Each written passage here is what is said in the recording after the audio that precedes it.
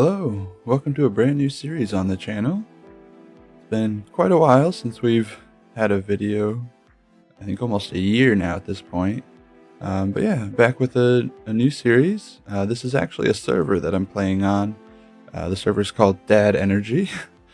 It started actually last weekend. So we've got a bit of a start actually already. As you can see, if I hop back in here, I have some gear already started up, got some armor. I've been getting started pretty well. We're playing with some other people on the server, of course. Quite a few people actually been pretty active since it's the first week or so.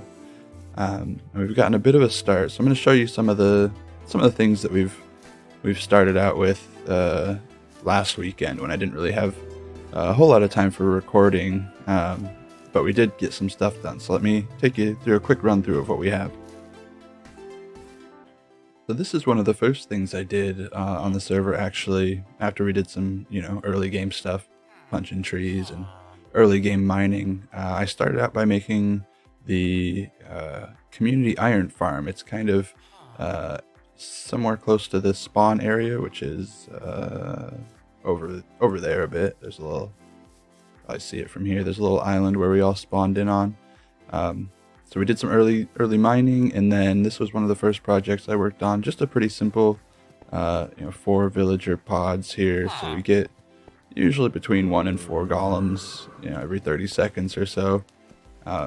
Originally, I had a little bit of a different design, but it wasn't working great, so I changed it up a little bit.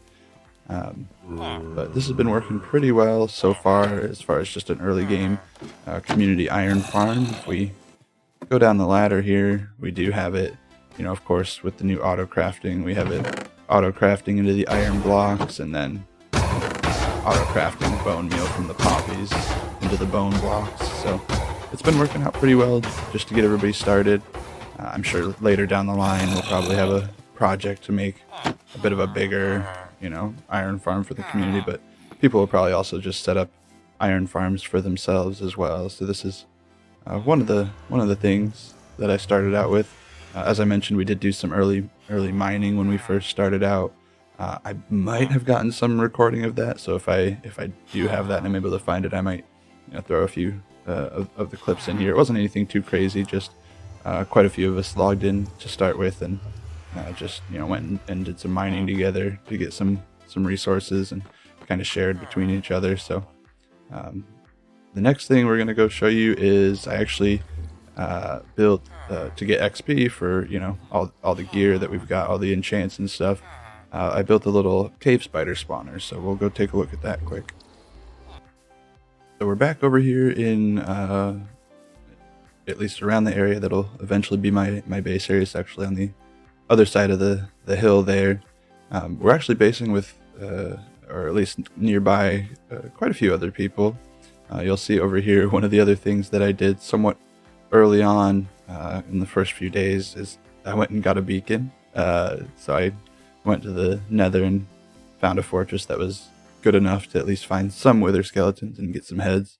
And just went underground and dug a tunnel and fought the wither that way. Those are some other builds people have been working on. This is kind of going to be our community farm area that we're going to do. So we got the beacon to kind of help dig out some things for any underground farms that we want, or just get rid of some of this extra land that we want to try to clear out here. So people have gotten started there. And if we head back over towards the Cherry Mountain here, we have a savanna village there where we are able to get some villagers from and everything. And right over here, if we drop on down, this is where we have the community kind of base cave spider farm. So nothing too crazy, just a pretty simple setup. Cave spiders will come down in here. You stand in front of these chests as Dark Microtron's doing here, and you whack at some cave spiders, get you some decent XP. And we've got the enchantment set up. We actually have a Fletcher here as well. He'll buy the string, so that gets us some emeralds as well as additional XP. So just something to get us started on our XP for all our gear and everything like that.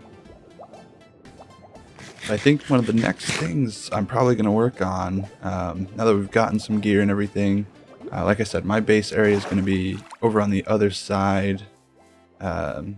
other side of this cherry mountain here. So I had some chests up at the top. I moved those over, and what I want to do is I want to grab a few of the villagers from this village here and move them over. And I think I'm going to try to set up just a small villager breeder. It's not going to be automatic, just going to be something where, I feed them and they, get us new villagers. And I think I might try to set up a crop farm as well, so that we can get some farmers going and start trading just to get some easy emeralds. We do have a mending villager up on the hill here, so we can be able to buy mending books when we need them, and just get some villagers going for some early game food source if we need it, and things like that. So that's what I'm going to try to do next. Alright, so we get started by going over to get the villagers for the villager breeder. I set up a quick villager breeder already, so we came over and grabbed a composter out of the chest here and grabbed some carrots to start breeding. Pull our first villager out of this house here. Start to get him to move his way over towards the villager breeder. He was a little bit stubborn, but eventually we got him to start coming with us over here. So we bring him all the way over, drop him down in here into the villager breeder. Just coaxing him up with the composter there. Drop him down in, and we got our first one in the villager breeder. We start bringing our other one down the hill here. He's a farmer already, so he's got his nice hat on. Get him up onto the dirt platform again and drop him in as well. He actually gave us a little bit of trouble first, but then went right into the bed since it was getting to be nighttime. Then we hop up on a few blocks here with some of our carrots that we grabbed a minute ago. And we toss those carrots in so they can get the breeding process started. And after just a little bit, we get our first baby villager. You see he drops down the chute there, and then he comes and sits right here on this grass block. That's where he's going to wait to become an adult villager. So they actually hang there while we are waiting for him to grow up. Get some of the carrots planted in the crop farm. We come back over just to get our first villager growing up, and he comes up the water once he grows up and goes down the water stream into our little box here. He'll get pushed over into the corner where we can pick him up with the minecart. So we get our minecart out, push it up into that corner, and we can push this guy, give him a little nudge over. He's going to be our farmer villager for the crop farm. So he's going to be the one picking up the crops and trying to throw him over to the other villager that we're going to put in here. We could drop this guy in, and we get our other villager, send him in there as well. Now we got them both in there, and after not too long, we've got some carrots flowing in. Alright, so now that we've gotten our villager breeder set up there, and we've got our little carrot farm going on down here, we've at least got a little bit of a start. You may have saw in that process there, I also did earlier grab cows and sheep, had a little bit of stuff set up there. I got my chests over there, ended up setting up another portal. So we got some basic stuff done here. I think what we'll do in the next episode is I have a little bit of an idea for a starter base that I want to put over here. Going for in this server here, in this series, I'm going for a little bit of a sci-fi futuristic vibe. It's very inspired by Rendog from Hermitcraft and his kind of custom biome. I really love the way he used the mud and the mud bricks and stuff like that to make kind of a dirty, kind of almost cracking ground, dry climate. So I'm thinking we're gonna go for something like that with some kind of futuristic buildings. So I think in the next episode we'll try to get our starter base put in. But for now, that'll do it for this episode. So everybody, thank you so much for watching. Everybody have a great day, great night, great evening, and we'll see you in the next episode. Goodbye.